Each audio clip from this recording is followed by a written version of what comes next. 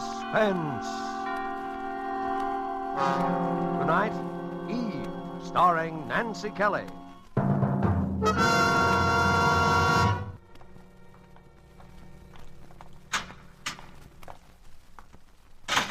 Right over there, Miss Jeremy, second booth. Thank you. You got 5 minutes.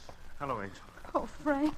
Yeah, there, Angel. Take it easy. We don't have much time. Oh, but to have to talk to you like this through an iron screen, not even to be able to touch you. That's the way it is, Angel, when a guy's been... Frank, I know you didn't do it. I know you didn't. Of course I didn't, Angel, but just one of those things, circumstantial evidence. Oh, but there must be something. I was pretty optimistic during the trial because I knew I didn't do it, I guess, but now that I look back on it, they had enough coincidence pieced together to convict a dozen innocent men. Frank. Oh, Frank, how can you be so calm? How can you... There's one thing I want you to know. I want to be sure you didn't believe any of that gossip about my running around with her. Oh, of course I didn't. She was a star. I was a producer. I needed her for my next picture. Lorna Moore was a big name in pictures, but you knew I'd been seeing her. I even told you how I'd quarreled with her. Oh, Frank, I know. Frank, how much more time is there? 2 or 3 more minutes. No, I mean... Oh. November the 16th. 6 weeks. Yeah. Frank, I'm going to do something. What can you do, Angel? Don't you realize there's a murderer running around loose? Some man who's free and having fun and going out with girls. I'm going to find him. How could you find him? The police tried for weeks. They didn't try. All they wanted was to convict you. But it is nice to hear you say it, Angel, because... What? Because it makes me know you really did love me. Oh, Frank. You see, there are things you can face when you're like this you didn't dare talk about or even think about before. I always loved you, Eve, but you were so much younger and full of ambition. Oh, Frank, don't. I'm sorry, Angel.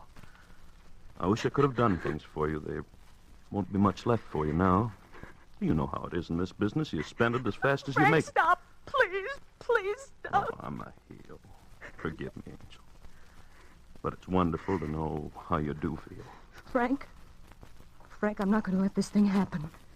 There must be something. There must be some clue somewhere. Well, don't you think the police... Something the police didn't know. Something you saw when you were up there and didn't tell them. I couldn't have very well told them anything about that when my whole defense was that I hadn't been up there. But there wasn't anything, nothing important. Oh, but there must have been something. Whoever was there before you, whoever did it must have left some trace. Well, there was her address book. Her... Yeah, I stuck it in my pocket because, well, it was open at the letter J and my name was in it.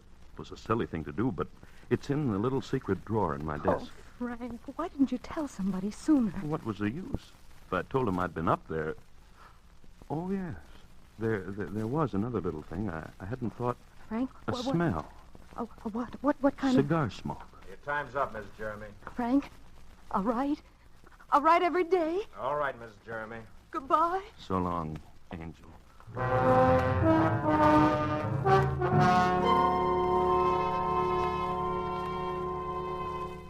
October 5th. Frank, darling, I found the little address book where you said it was.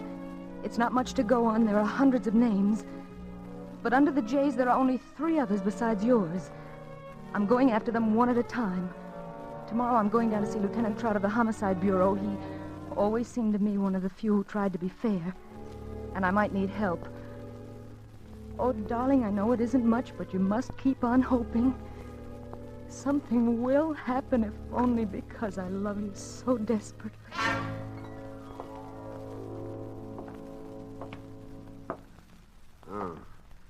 What's your angle, Mrs. Jeremy? My angle? Yeah. Why are you doing all this? But he's my husband. I love him. Oh, look, Mrs. Jeremy, the cops around this town aren't exactly dummies, you know. We know what you were like before you married him. All right, Dick Tracy. A person can change, can't they? Sure they can.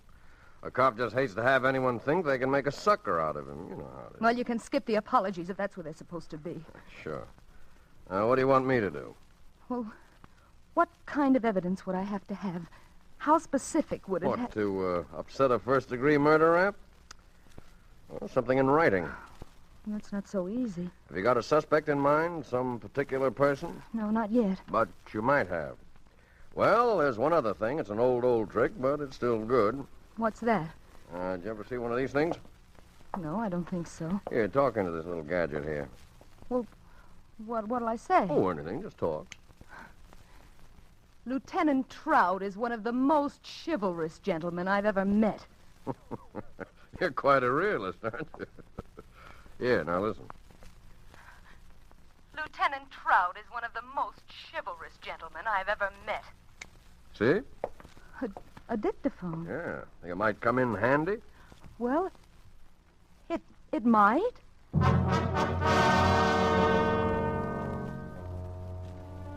October 7th. Darling, Trout has installed a dictaphone in my new apartment. It's only a room, really. And, of course, I've changed my name to Evelyn Jarvis, and my appearance. I don't think that even you, my darling, would recognize me now. The phone numbers are a dead end so far. The first was a dressmaker, and the next a man who's definitely been in the South Pacific for over a year. But there's one more, a Jerry Jordan. I'm going to call him this afternoon. Oh, my darling, I miss you. I miss you so terribly.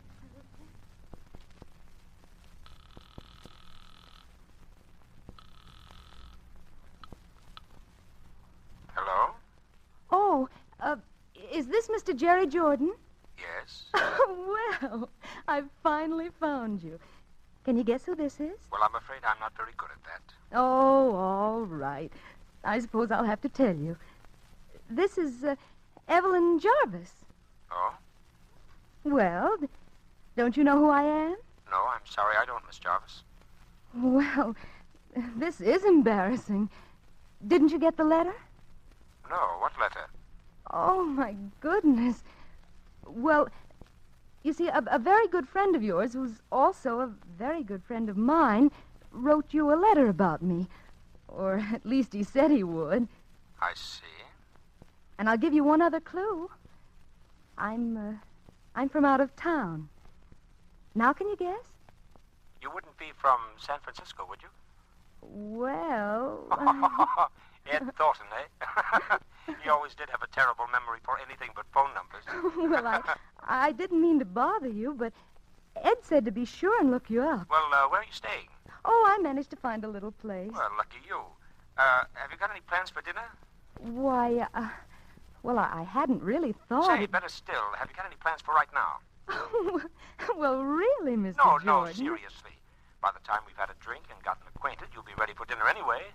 Oh, no. Now, you wouldn't want Ed Thornton to know you were acting that way, would you? You just jump in a taxi and tell him to take you to the Brown Derby on Vine Street. I'll be waiting right there. Well... And, knowing Ed the way I do, I'm dying to meet you. Well, as a matter of fact, from what I know, I'm sort of anxious to meet you.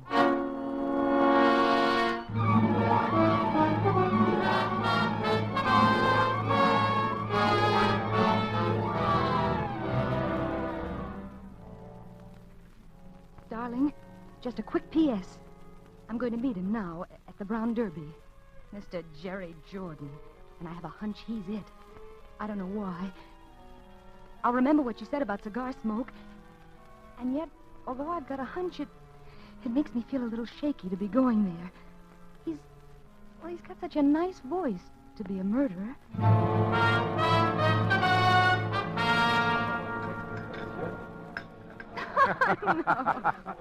So that's what he says about me, eh? As a fine pal. I'll say one thing for Ed. He may be an awful liar, but he sure has swell taste. Well, which proves he's no liar. But tell me, Jerry, is this the Brown Derby? I mean the one you hear about? This is it. Well, are there any people, famous people here now? Well, it's a little early, but... Well, I've always thought it was awfully silly, really, to be impressed by movie stars.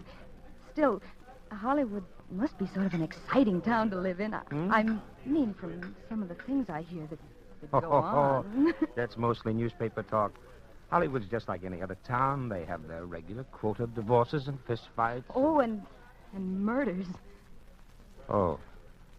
You mean that Lorna Moore business? Well, I read something about it. Yes, that was a genuine tragedy, all right. I don't I don't suppose you knew her. Well, as a matter of fact, Lorna was one of the few celebrities I did know. Oh, really? What was she like? Well, Lorna was a long ways from being the sweet little thing she seemed to be on the screen. Oh, but murder would... Yes, I suppose nothing really excuses that. Well, anyway, they got the man who did it. Frank Jeremy? Yes, I guess they did. You mean you don't think that... Oh, the case looked good enough. You can't always tell about those things, though. Any number of people might have done it. I'm afraid little Lorna's life was kind of a mess. Well, Jerry, were you... Mixed up with Lorna? No, Oh, no. but didn't the police... I mean, I should think with a woman like that, all of her friends... They nabbed Jeremy so quick, they didn't even question anyone else. Anyway, I was out of town when it happened. Oh. Jerry, may I have a cigarette? I'm sorry. I don't use them. I'll get you some, however. I only smoke cigars. What did you say? I said I only smoke cigars.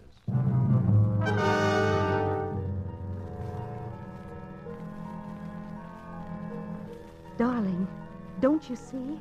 His name in her book, and he admits he knew her, and the cigars. I'm positive. Now, if I can win his confidence, get him up to my apartment near that dictaphone. Oh, I know I can do it. We've still got 4 weeks, darling, and I'll have to be awfully careful. He's clever and he's intelligent. Imagine a man who can carry a thing like that on his conscience and still be so terribly nice and courteous and thoughtful. But I'm going to win for you, darling.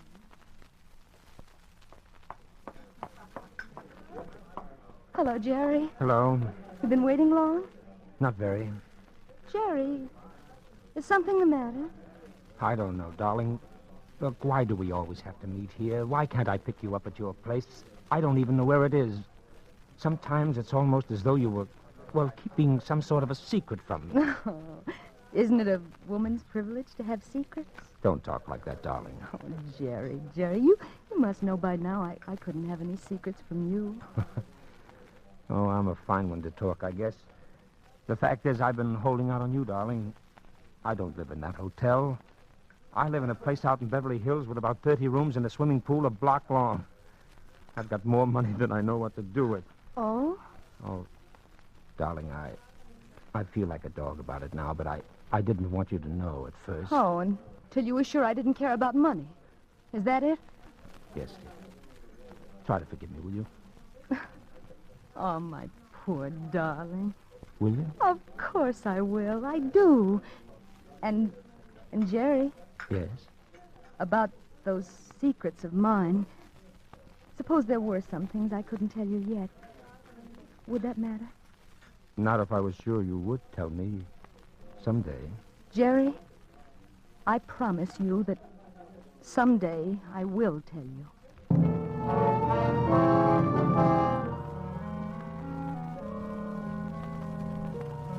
Frank, darling, I know the delay must be torture to you, but you must understand how careful I've got to be. I've got to have the positive, living truth on that dictaphone. I haven't been able to get him up here yet, but we've still got 10 days, and I have a feeling it's going to be soon. Very soon. So don't worry, darling. I miss you. Who is it? Hi, Jerry. Oh, wait a minute. Well, Jerry. Darling, I had to. It's been almost a week, and Well, how did you find this place? What do you think? I didn't tell you where it was if I didn't have reasons. Let me in, please. I've got to talk to you. All right. Darling, Ed Thornton arrived in town last night. Oh. He came to see me. Oh? He's never heard of you. He doesn't know anybody by the name of Evelyn Jarvis, or anyone that even looks like you. Is that what you came up here to tell me? Darling, I don't care what it is. Only please. Jerry. Oh, darling, I want you so much. Oh, Jerry, my darling. I want you to go away with me tonight. I want you to marry me. You what? I want you to marry me. But first... Oh, my darling, I've waited so long. There's something I've got to tell you. No, Jerry. No, Jerry, don't. I've got to. And then you can tell me whatever it is. And we can start even. If you still want to. Jerry, do either of us have to tell anything? Does that matter now? I've got to, Evelyn. I can't keep it any longer. Not the way I feel about you. Jerry. I've killed someone. I'm a murderer. Who? Lorna Moore. And another man is going to die for it. Jerry. Oh, no, my Jerry. Listen to me. It doesn't matter. I don't care what you've done. Jerry, I love you. Do you know that? I love you. Can you still? I've loved you from the beginning. It didn't matter then, and it doesn't matter now. Darling, what do you mean it didn't matter then? Did you? Yes, I knew. Do you know who I am? Who? I'm Eve Jeremy, the wife of the man who's going to die for it. His wife? Yes. Now you know. And you're willing to let him die? Oh, he deserves to die for the things he's done. He'd have probably killed her anyway if you hadn't. I knew he was seeing her. He was a beast, Jerry. I knew from the beginning it was a mistake. He beat me. He beat me and he tortured me. I can't even tell you some of the things he... When does it happen? The 16th. Tomorrow night. Tomorrow night. Does that matter to you? I'd let 50 men die to get you, darling. That's why I haven't seen you. That's why I haven't seen you. I was waiting until... We could be in Argentina tomorrow night. I'll pack. I can get plane tickets tonight from a friend. I don't have to change, do I? Oh, you look lovely. I'll just throw a couple of things in a bag. Nobody will know about this place anyway. Make it quick, though. And it's a perfectly logical time for me to go away for a while. Hurry, baby, hurry. I'm all ready now. How do I look? Oh, you look beautiful, darling. Oh, wait. What? Oh, I ought to write a note to him. Your husband? Yes. Just to keep us both in the clear. He won't get it until just before... What are you going to say? Well, you can read it if you want to. No. Here, I'll mail it for you. No, I'll just stick it in my handbag. I'll mail it at the airport. Are you ready? Yes. Come on, Jerry. Well, good evening, Mrs. Jeremy. Oh, hello. You, taking a little trip? Wouldn't you if you were me? Sure, I know how you feel. You, in a hurry? Sort of. My friend here was going to run me down to the airport. Lieutenant Trout, Mr. Jordan. Well, I won't keep you but a minute, and then I'll give you a fast trip down there in a squad car. Want to step inside a minute? All right. Your, friend here know what you've been doing? In a way. Any luck with our little gadget? What little gadget? Oh, a dictaphone. Lieutenant Trout thought... Or you thought, Mrs. Jeremy. All right, I thought. Mind if I turn it on? No, go ahead. There's nothing... I've got to, Evelyn. I can't keep it any longer. Not the way I feel now about you. Jerry, don't I... I've killed someone. I'm a murderer. Who? Lorna Moore. And another man is going to die for it. Well, guess that's about all we need to know, isn't it?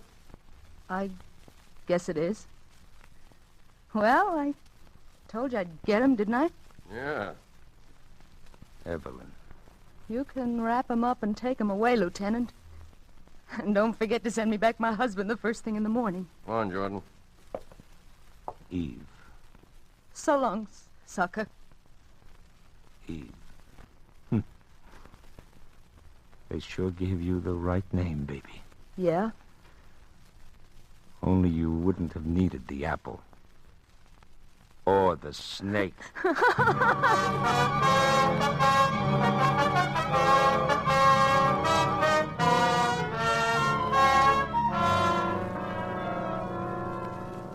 Frank, darling.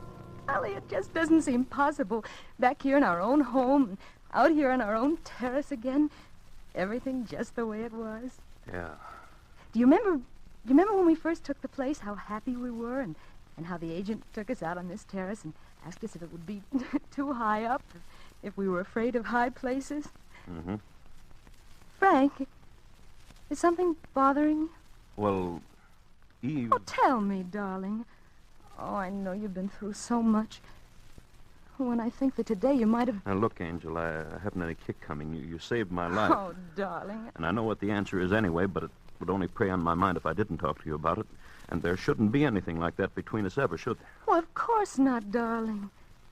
What is it? I have a record here What record? that the police took off your dictaphone. Oh, well, Frank, I want to play it back for you, Angel. I'll put it on the phonograph here on the terrace. But Frank, please, dear. It's all right, Angel, I know. Jerry. Oh, my Jerry, listen to me. It doesn't matter. I don't care what you've done. Jerry, I love you. Do you know that? I love you. Can you still? I've loved you from the beginning. It didn't matter then, and it doesn't matter now. Darling, what do you mean it didn't matter then? Did you... Yes, I knew. You know who I am? Who? I'm Eve Jeremy, the wife of the man who's going to die for it. His wife? Yes. Now you know. And you're... Is that all? That was the end of the record. That was all that was recorded. Oh, It's all Frank. right, Angel. It's all right. I know. Oh, Frank. Don't you see I had to play it that way? Don't you see I had to make him think that's so I could save you? Sure, I know, Angel. I just wanted to hear you say it, I guess. Please, Angel, I understand. Do you really? Why, of course I do. I'm a heel, Angel. Oh, darling. Listen, it's all over now. I'll tell you. Let's celebrate. All right.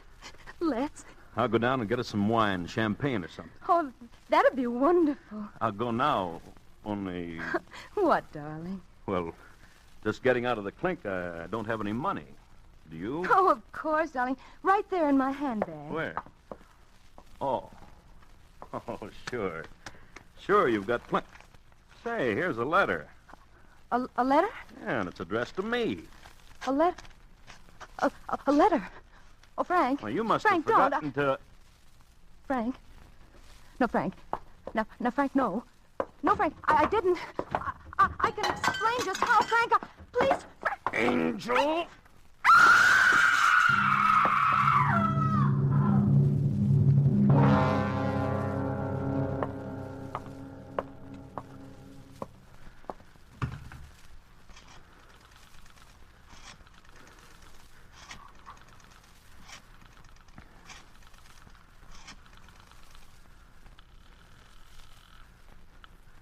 Lieutenant Trout, homicide.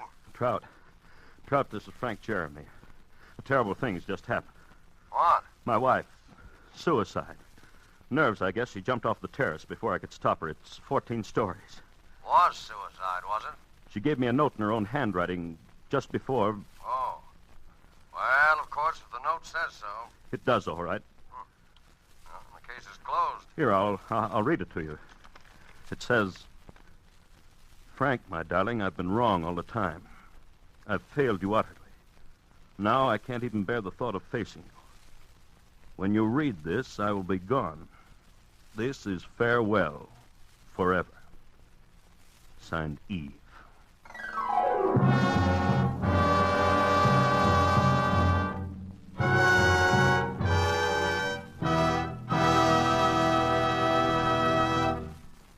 And so closes Eve, starring Nancy Kelly.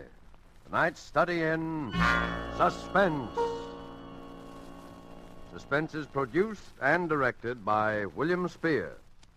And now, further to intrigue you, we of Suspense present a special preview of our next exciting tale. And here it is, a tantalizing glimpse of our next adventure in Suspense. Warden Graves. Yes, Miss Rhodes. Sit down, won't you? Thank you. I hate to disturb you like this, but I've traveled clear across the country. They wouldn't give me the information over the phone. I know. You know what this visit is all about, Warden. To some extent, yes. You think one of our prisoners, Tom Nixon, has escaped. He has escaped. I'm as sure of it as I'm sure of sitting here now. I saw him at Lodge in New York City 2 days ago. You knew Tom Nixon well, Miss Rhodes? Knew him? He was my mother's murderer. My mother was Mrs. George Rhodes of Huntington, Long Island. She ran a boarding house there. He killed her on September 18th, 1933. We have all the records of the crime, Miss Rhodes. Tom was Mother's chief boarder for 10 years. Know him? Why, I sat opposite him at dinner table from the time I was a girl of 15. I knew him as well as I knew Mother. I'd know him anyway. I see. And now he's at large. He's free. Somehow or other, he's escaped this place.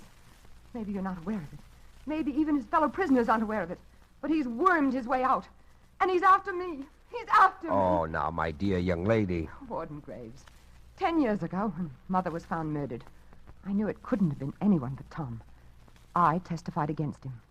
I was the chief, practically the only witness at the trial. And when they sentenced him here for life, he swore to kill me. He swore in the open court to get even with me. For 10 years, I've lived in deadly fear. I've watched the newspapers for prison breaks. I've moved from house to house, made few friends. He's hung over me like a shadow. Even though I told myself he was locked up here forever. And now it's come. And where exactly did you see the prisoner, Miss Rhodes? That's just the point. That's why I know he's after me. I saw him in my own apartment house. Well. He has a job there, running the elevator at night. That's what makes it so horrible. I've never married, Warden Graves. I live all alone in a small 3-room penthouse on the 18th floor of an office building. The other night, about a week ago, I came home alone from the movies after midnight.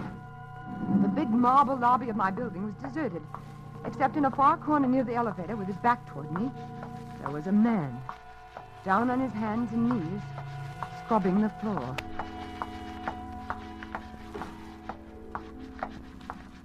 Good evening. Evening.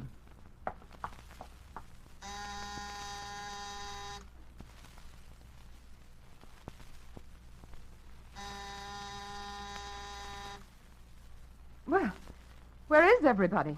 Isn't the elevator working tonight? You want to go up in the elevator, Mum? Certainly.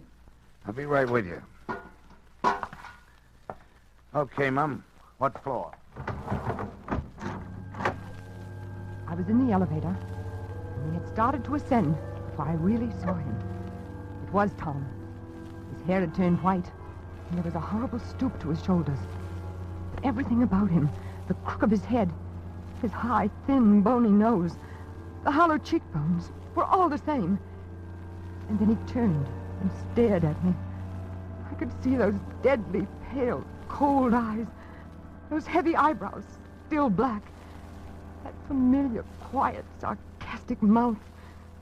What floor, Mum? My floor. Yes, the penthouse, please. Penthouse? Where's that, on the roof? Yes, on the roof, please. 18th floor. Okay. Warden Graves. It was like being in a cage with a wild beast. He kept watching me, peering at me furtively as the elevator moved with agonizing slowness up and up past the floors. I shrunk back, averting my face. The light in the car was dim. My only hope was that he did not recognize me. Here's your floor, miss. Thank you. Good night. Good night. Good night. You can go back down. I don't need anything, thank you. What's the matter? Forgotten your door key? No, it's right in my bag. I'll find it in a minute. You want me to let you in? Let me in? No, good Lord. I got pass keys to all the doors. It's no trouble. No, thanks, but I... No, I have it right here. Good night.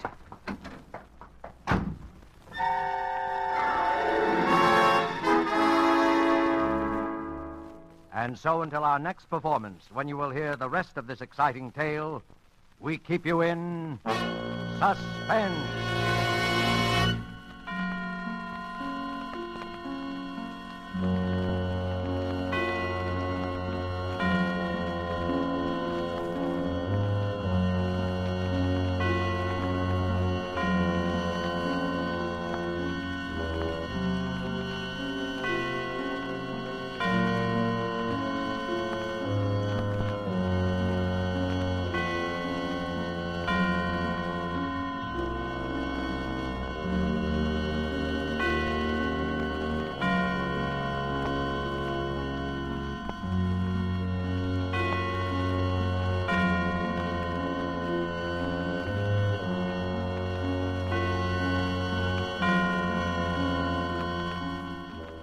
This is the Armed Forces Radio Service.